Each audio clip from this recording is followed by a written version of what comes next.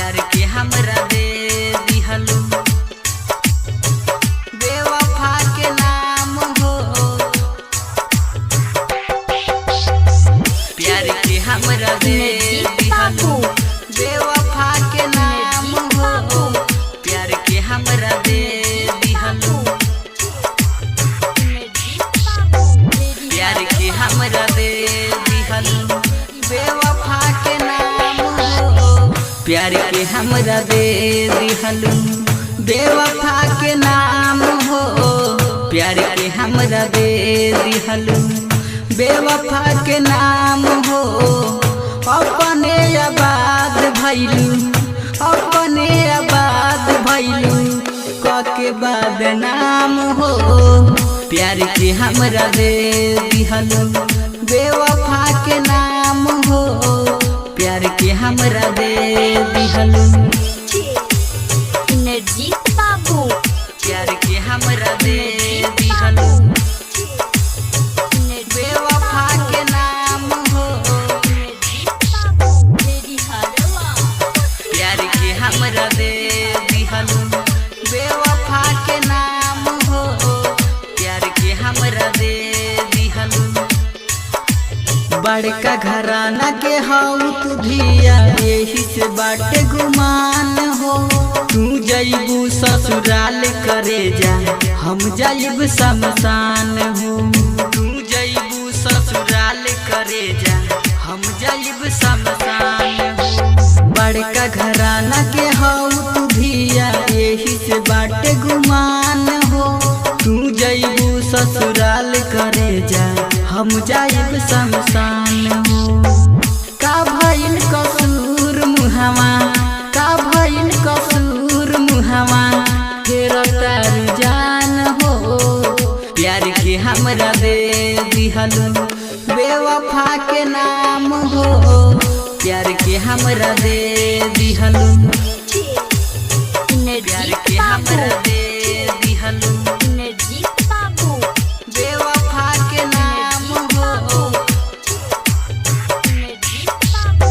प्यार के हमरा दे दिहलू बेवफा के नाम हो। माथे पे हाथ तू धाके खैले रहलू जान कसम हो। कहले रहलू साथ न छोड़बू जनमो जनम हो। कहले रहलू साथ न छोड़बू जनमो जनम। माथे पे हाथ तू धाके खैले रहलू जान कसम हो। कहले रहलू साथ न छोड़बू जनमो जनम हो। हमारा वफा के दिहलू हमारा वफा के दिहलू ई कवन इनाम हो। प्यार के हमरा दे दिहलू बेवफा के नाम हो। प्यार के हमरा दे दिहलू